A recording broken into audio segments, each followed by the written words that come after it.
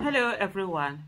So there has been a news report that Liberia's new president, Joseph Boakai, had to be whisked away from the podium after he paused twice during his inauguration speech on Monday, which was yesterday. The 79-year-old took the oath of office in an outdoor ceremony in sweltering heat in the West Africa nation's capital, Monrovia.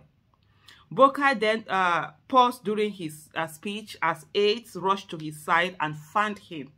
He resumed his speech a few minutes later, but then had to pause again.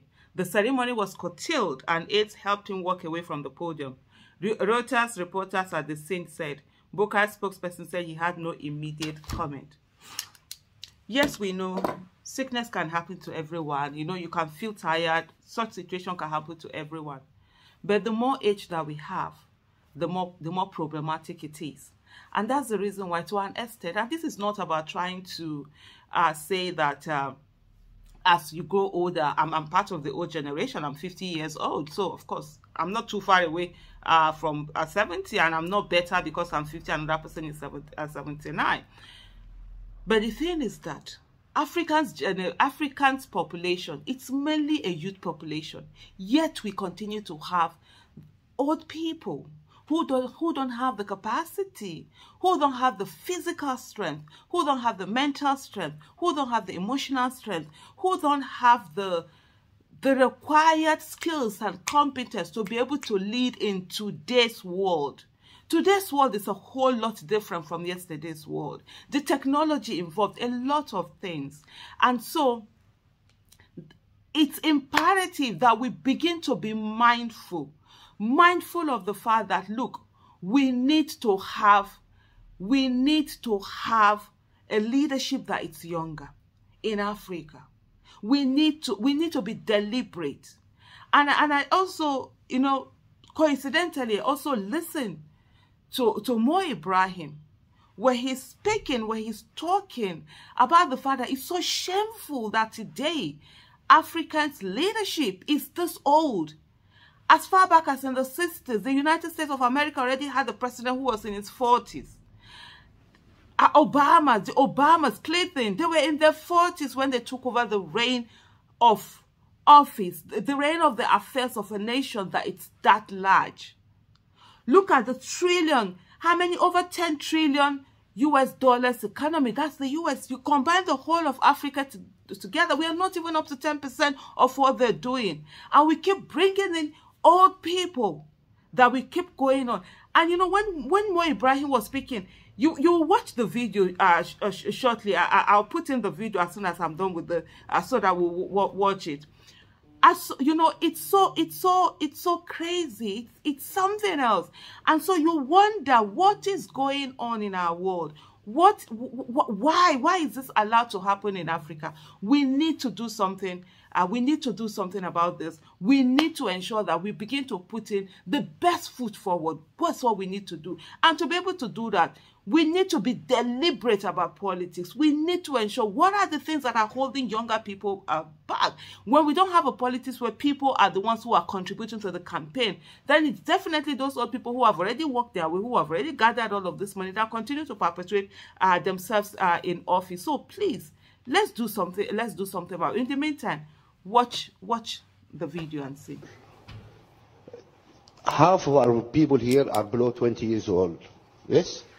Look at the average age of our presidents. It's about 63, 64 years old.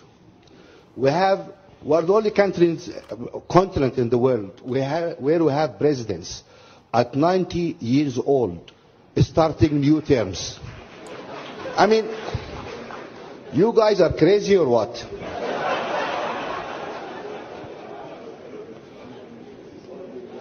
We've seen people in wheelchairs, unable to raise hands to standing for elections. This is a joke. Yes, you are right to laugh, because the whole world is laughing at us. I always say, I mean, you look around you. You look, United States, an economy of $15, $16 trillion. We, all of Africa, are less than $1 trillion. This is a 15, $16 trillion economy, right? The most important country in the world, like it or not.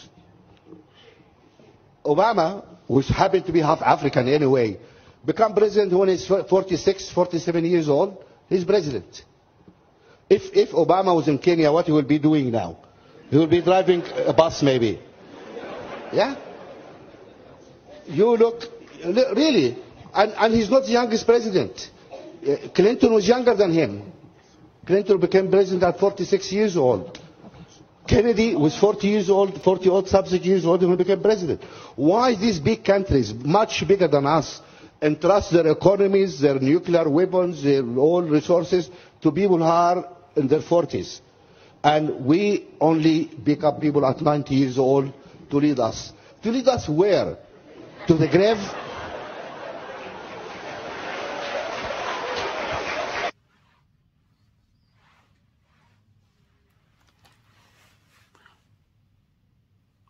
We actually have to do better. Honestly, we have to do better in Africa.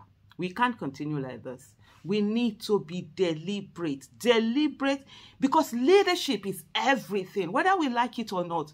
However we want to look at it or not, leadership is everything. And at this time, with such a young population, I think we're the ones that have the youngest, in terms of average, youngest population in the world. And we can't have people who can't relate with over 50% of the population be the ones that are determining the affairs of the people. People who have been brought up with a mentality of militarization. This has to be done. That they give instruction. Nobody can question them. They are authoritarian. They do their how.